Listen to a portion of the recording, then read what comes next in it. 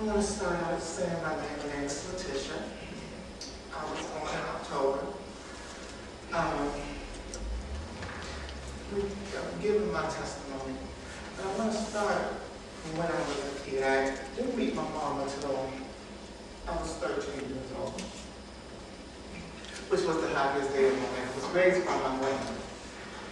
I went to church faithfully. When you're young, you always, if you didn't go to church, you didn't go outside. And I went to church, but in my teenage years, I decided that I didn't want to go because I was made in it. I was like, I don't know how to do it now. I'm wrong man. I got married, had 2 kids, and as far as my husband, well, he went into the service, cheated, had a little girl on him, which took me to a level of trying to kill myself. And it's so funny, when you try to kill yourself, if it's not your time to go, it won't happen. I took 325 Tylenols. Jesus. Half a bottle of vodka, 40 ounce of, it was called Crazy Boys back then. Went to the hospital, got the stomach pump. It came in, just normal talking. And, usually when you do that, they tell you you have to go into a mental hospital. Doctor came in, well, first the nurse came in and she said, you know what? God is really with you because what you took, you should have went into cardio arrest right there again. I didn't see then what was going on. So later on, I got a divorce, but it wasn't right. It was into a gay relationship, but it also was an abusive relationship for 7 years. Okay?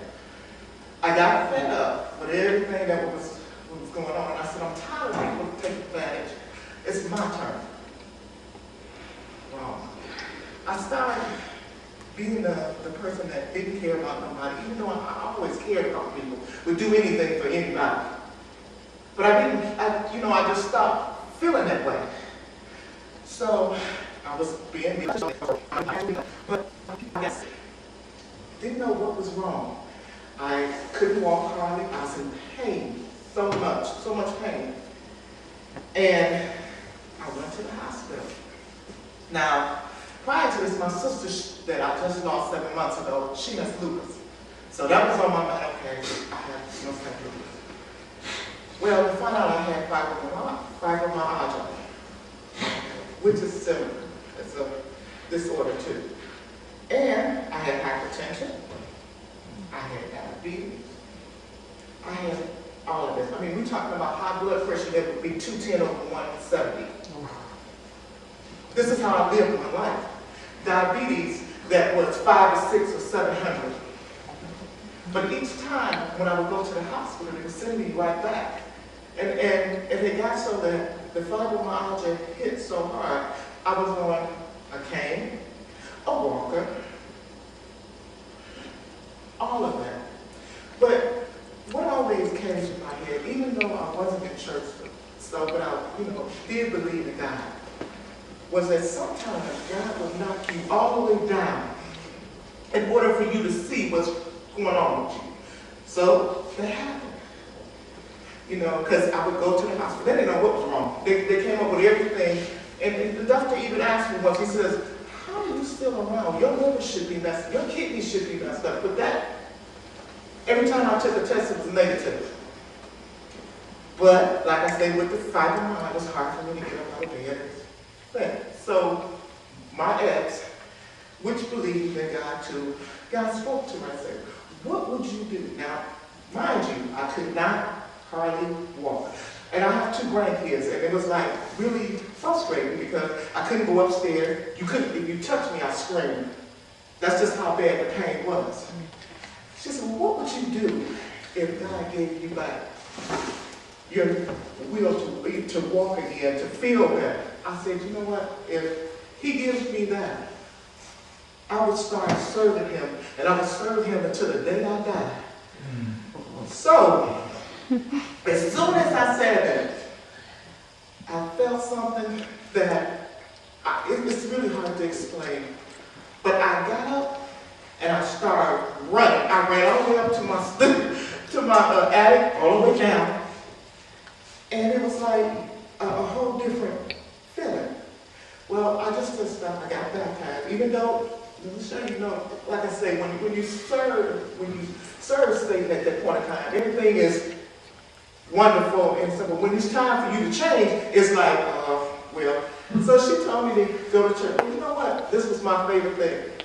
It's not my time. This is your thing, not mine. So I went down to my basement. Now, mind you, he gave me my legs and stuff back. I went and I got to crying. Because he was like, I didn't know. I was like, Lord, I say, I don't know. If you want me to do it, I'll do it. So that day I went to church. I joined. I got baptized. And once I got baptized, it didn't just stop at that. I ended up meeting my mentors. And ever since then, I've been serving. I've been standing. And sometimes it's hard because, you try to do the right things, but it's a struggle sometimes. But ever since that day, and you see, I don't have anything. Amen. Thank you, Jesus. Amen. That when I did Romans 10, 9, and 10, confess with my mouth and I believed in my heart, that changed my life.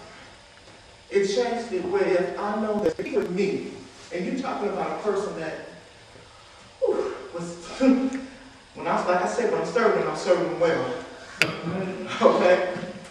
If he can do that for me, he can do it for anybody else. Amen. Amen. And that's my testimony for the day. Because, like I said, without him, there's nothing. You can't do anything.